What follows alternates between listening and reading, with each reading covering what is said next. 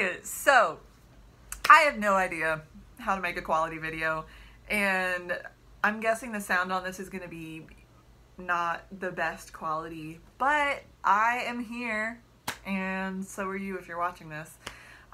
So welcome to a little glimpse inside my brain. I was sitting about a month ago after coming home from a recruitment and partnership trip to the States that had gone so well, and I mean, like, I couldn't have been more sure of who I was in Christ. Like, there's something about interacting with other people, and like, they're doing something completely different than you, but at the same time it's the same as what you're doing, because that's the narrative of the church, and it's really beautiful. So I'm interacting with other people who are doing the same thing as me. Like, I'm developing leaders and I'm making disciples, or at least I'm trying to. Like, I'm doing everything I feel like I'm supposed to be obedient with, and then I'm just kind of like giving it to God like this, and I'm like, you want to make disciples with that? You want to develop a leader with that? And he is, because he's good. And I was just so sure, and like, I was like so in love with this beautiful narrative that is the church. I was like, I'm never gonna question who I am again. I don't think I thought that, but I felt that way. And I was just like, everything was just clicking. I was physically exhausted, yes, from traveling, but I was so renewed and so refreshed, and I knew who I was and why I was placed here. So, like I said, physically exhausted, so I crash hard. And when I started to come back to life again, and I woke up and it was like a slow morning, I got on Facebook because, yes, I am just as basic as you guys, and we're all big. Can we just admit it? I feel like some of us act like we're better than everybody else. Like, we're like, no, these social media people. And it's like, bro, we all are getting on social media, okay? Just because you don't post like everybody else doesn't mean you're not on there creeping on everything. Like, we're all just as basic. Can we just admit it and move on? And it's just gonna, then we'll be able to talk like this more often because we can just be honest with each other. So anyways, I'm on Facebook, half for my job and like continuing the relationships that I had just started, but then half because it's just what we do mindlessly. And I'm going through, and then I see somebody that I just totally respect and love. And she's here in Haiti, and she is just doing it. Like, she's killing it. And she's posting an update on something that is near and dear to my heart. That I lived here 5 years, and the longer I've lived here, the more, like, so many ideas I came to this country with have been just wrecked in, like, what's actually helpful for the country and what we need to be doing, and what's empowering and what's dignifying. And job creation is a huge thing. I'm convinced that job creation, especially if disciples would do job creation and then also make disciples while they make jobs, so powerful. And so I see her on my timeline, and I'm so thankful for her and for her friendship and for who she is and what she's doing. But all this celebration narrative that was in my head and all this amazingness has a whisper into it that's like, so what are you doing in Haiti again? Because it's no secret to me, myself, and I that I think that one of the most important things we can be doing in Haiti is job creation. And that's not what I'm doing. And then we have youth leaders and the students that are connected with them, and they are doing Life on Life, and it's beautiful. Like, the students have games that their youth leaders are attending, and like, they have real life with school and everything like that, but then there's like being goofy and like getting ice cream with someone later, and they're doing Life on Life really beautifully. And I'm looking, and I'm just like, they just get it. Like, they are doing it. Like, those people are living all out. Like, they have their full-time job, and they're going and still investing in these students. And then I see an author, and I'm like, well, they definitely know what they're doing. And then I see a teammate here, and that, as in like living in the same house as me, somebody else at Breathe, and they're just getting it. Like, they're out in the community, and they're building relationships, and they are dignifying, and like, they are like, so like, they are drenching themselves in the word of Christ. Is that even a phrase? That's going to be a phrase. So they're drenching themselves in the word of Christ, and it's rubbing off on everybody around them. And I just have like, I go from being so convinced of who I am and like so like there's nowhere else I'd rather be up here, and so subtly but so quickly I'm all of a sudden down here, and I am a fake, a phony, a hypocrite. I was just making up all those reasons to feel good about myself. Travel is fun, and so therefore I justified how fun travel is by just pretending that I'm doing the right thing.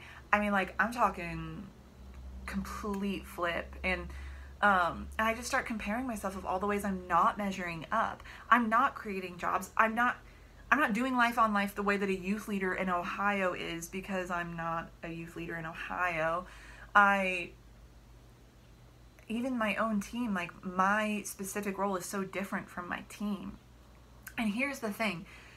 In all of that, God takes it and he like lovingly grabs my face and he like looks me in the eyes and he's like, y'all, he gave me the mercy of a lane that is so unique that it completely kills comparison when he draws my face in. Because what he's given me, maybe I should explain what I do. So when I moved to Haiti 5 years ago, my address, like my home address, isn't an address actually, because there's not an address system in Bercy. But I live in Bercy, Haiti, and but then I still travel. Like, my mom and my family live in Ohio, and then like our ministry is based in Philadelphia, so I'm there for a little bit. We do a little bit of inner city ministry, and so I'm in Philadelphia, and but home is Haiti. And when I moved here, what that looked like and what all my expectations were when I said yes to God in this big dramatic obedience step was, I don't know, I'm not a kid person, but like hugging babies, saving the world, getting water to everyone that I've ever met, spreading the word of the Lord to the nations, like that kind of thing, right, is what's up here. And even then, like, the things that I did my first year living here, the things that I get to see my teammates do now. But the way that God has grown our organization and the way that God has grown me within that, because I have changed a lot since moving here. I'm now Compassion Corps coordinator, which means that I essentially lead the leadership development arm of Breathe Partners. So I work for Breathe Partners. What we do is leadership development and disciple making. So I am trying to, within Compassion Corps, help develop leaders who are interested in making disciples and doing it in the way that they were made. And so I lead that program, and for our team in Haiti, I am over kind of like the experience and the vision and the ethos. So making sure that we are coming back to vision, making sure that we're strategically thinking for tomorrow, making sure that we are taking all the things that are who Breathe is, and like, so what does that look like? Like, what does it look like when we wake up on Monday morning? If we have a value of relationship, what does that look like on Monday morning? And those are my roles. And it's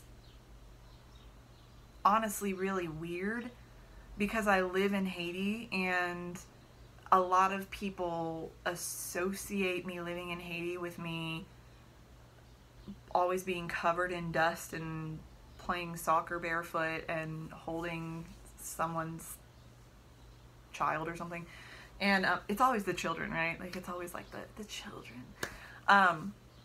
But anyways, so I have this really unique lane in that Compassion Corps is really unique. Like, I'm also now a professor within Compassion Corps, and there's just a lot to that program. Like, that program is not something you do on the back burner. Like, that program in itself is a good monster, not a bad monster, just a monster in the size of it.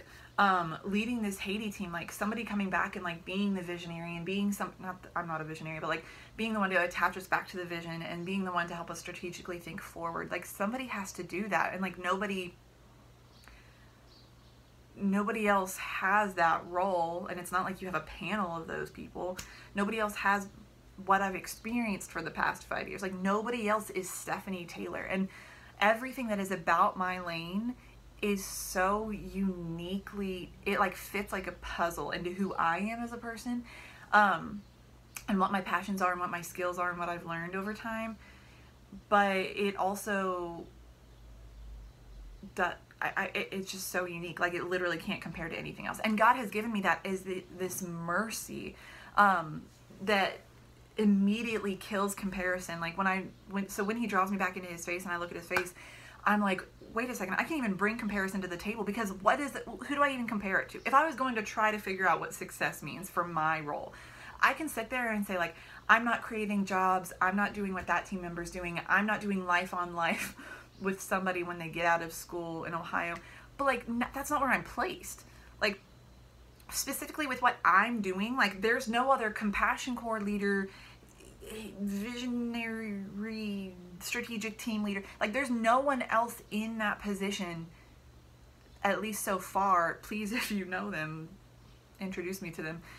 In the world so far, like, I don't know anybody like that exists, that's doing it and living in Haiti, while also being like, well, I have this tension of, I live in Haiti, but I develop and serve and try to make disciples right now of North Americans.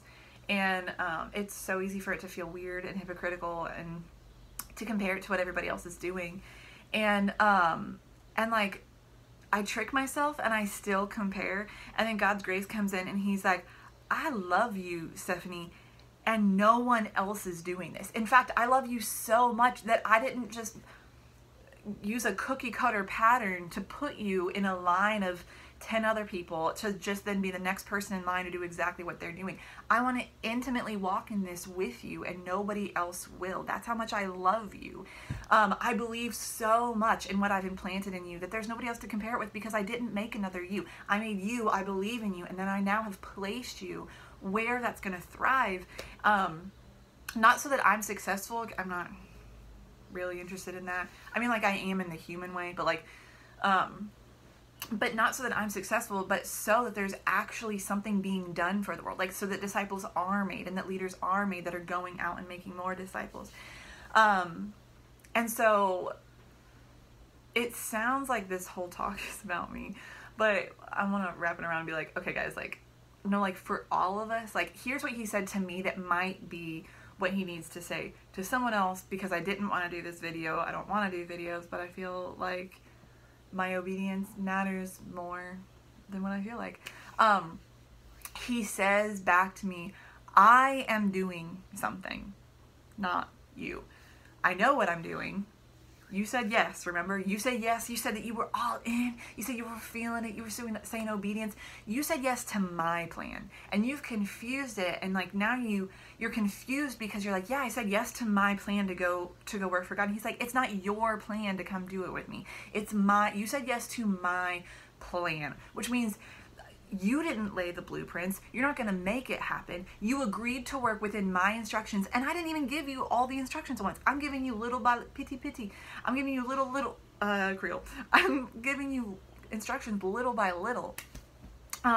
You are the crew member for the day, and he says it in like the most dignifying, empowering way, not in like a, you're a crew member for the day, so better get out of here with your opinions. It's more like, I love you, so like, let's fix your point of view to be like, you are a crew member for the day. Like, you don't see it all. Like, trust my love for you. You do not even know what we're building. Like, I'm over here and I get stuck in comparison because like, I'm the crew member that's like, hey God, I'm really confused on how you're laying out the classroom. And he's like, I'm not building a school. And I'm like, yeah, what about the desks? And he's like, it's not a school. You don't even know what we're building right now. You're a little confused. But he says it really lovingly. He doesn't yell it at me like that. Here's what I know that we're building. We are building the church, the bride. I am privileged to take part in preparing my love's bride, in developing leaders and disciple makers. Like, my way of preparing the bride for Jesus one day is saying like, I am going to empower and equip people to then take your church and like make it bigger across the globe. People are going to come more alive in who they are. There's going to be more color, more beauty, more creativity. And like, that's what I want to bring to the bride to make it more beautiful. And I am privileged to be able to do this. And yeah, and I get and I get sucked up in this comparison game.